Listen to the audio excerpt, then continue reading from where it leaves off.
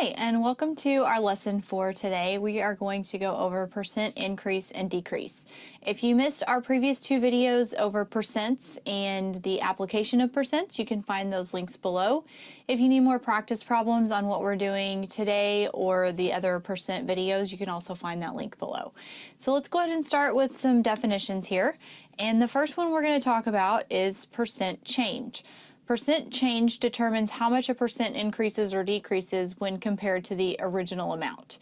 So we're talking about when we increase from $30 or 30 to 75. We want to know what that percent is that increased as the numbers went up.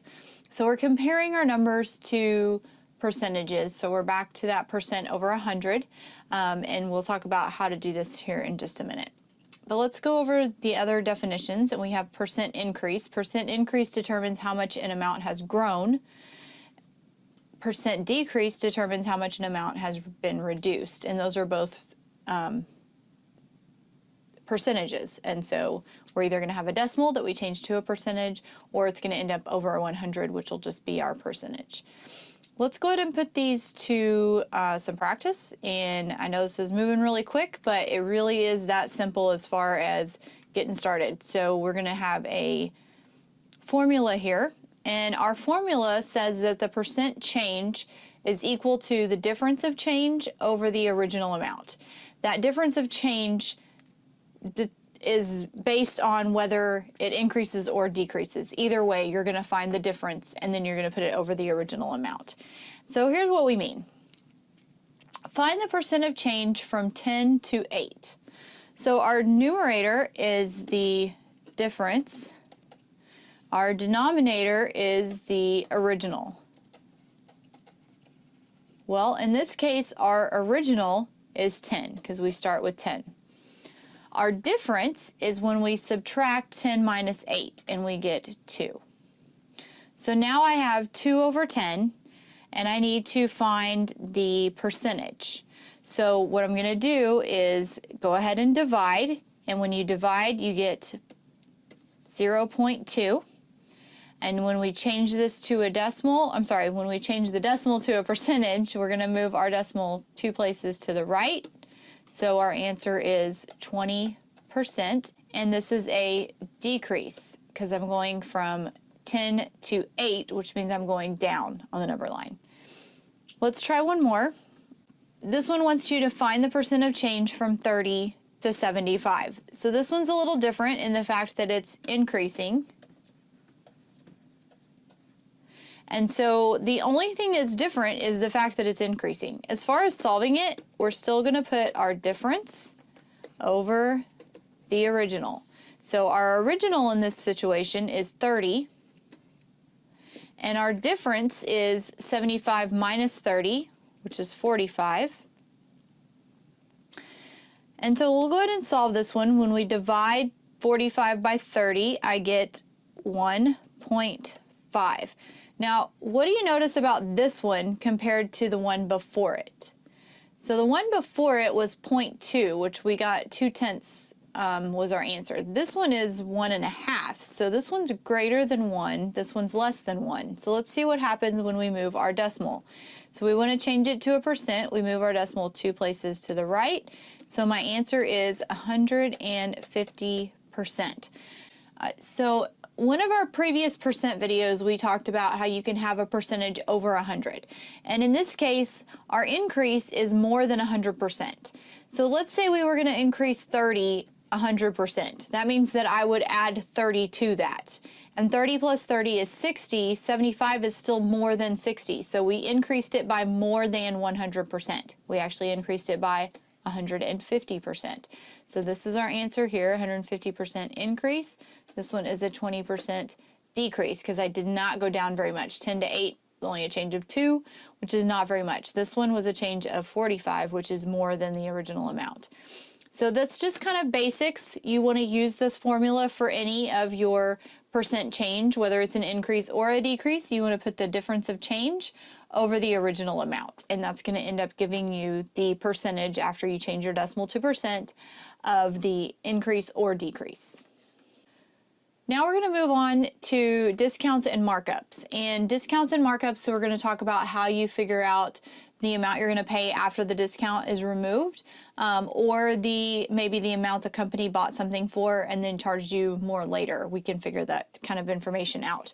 So we're going to talk here first about discounts. So in order to find the final price after a discount, you first want to find the percent of the original price, and then you want to take that original price and subtract the discount. So let's do a practice problem here so I can show you what we're talking about.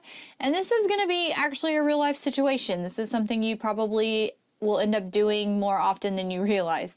But your favorite store is having a sale of 20% off. If your total is $39, what is the price with the 20% off? So this means that we're going to go back to these steps up here at the top. And first we want to find the percentage of the original price. And so we're going to change our percent to a decimal. So 20% is 0.20, if you want to keep that there, times our total, which is $39. We can just change that to 39 because we don't need the zeros. So once we multiply 0.2 times 39, we're going to end up getting $7.80. Now, $7.80 is not the amount we're going to pay, because this is only 20% off. So we're going to actually pay more than half of $39. So this is the discount. This is the amount we're going to subtract from our original amount. So now I'm going to take my $39 that I originally had on the price tag, and I'm going to subtract the $7.80, that's my discount, and then I'm going to end up paying $31.20. So this is my sale price. This is the amount that the 20% discount is. And so you're going to subtract that from your total. So this is something that you might actually be doing, maybe not as a shopper, sometimes as an employee. Usually, you know, your calculator or your actual registers can do this for you, but this is a good way for you to know what's actually happening. We're taking 20% of the total price, and then we're going to subtract that amount from the original price in order to get our sale price. Now, the other side of discounts, or the opposite, I guess, of discounts would be a markup.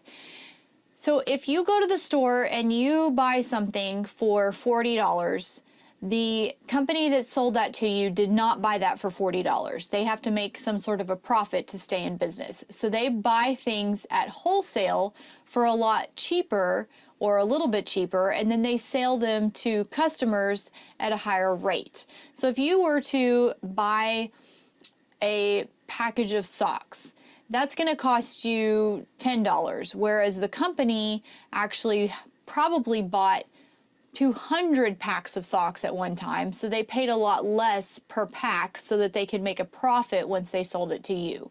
And so that's how most businesses work. So we're going to figure out how to find either that markup or the percentage of it, or the amount that was marked up. So in order to find that final price after a markup, we're going to find the percent of the wholesale price. So we want to take the percent of the wholesale, and then we're going to take the wholesale price and add the markup to it. And so this is kind of the opposite of your discount, but let's go through a practice problem here just to kind of explain it a little bit better. Dawn buys phone cases at wholesale for $25 each and then sells them for 28% more. What price does he sell the cases for at his store? So we have $25 is our phone case that's what he pays for it. And then he has a percentage markup of 28%.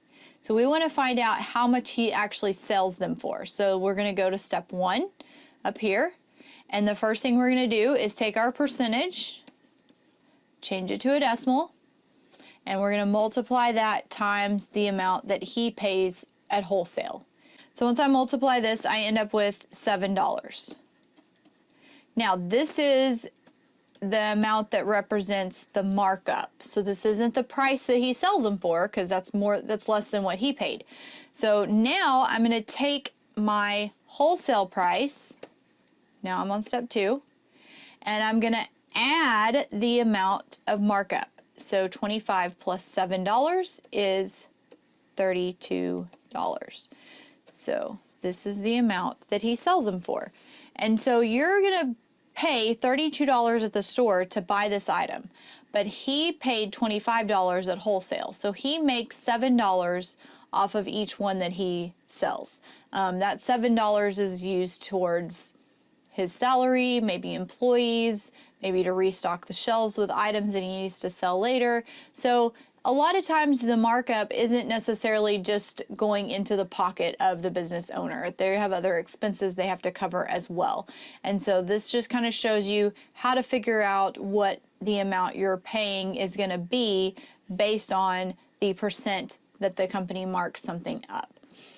And so we're going to have more practice problems on another video that's going to go over this a little bit differently as far as maybe figuring out the percentage rather than the actual markup price. So we'll go over some practice problems like that. We'll have that linked below.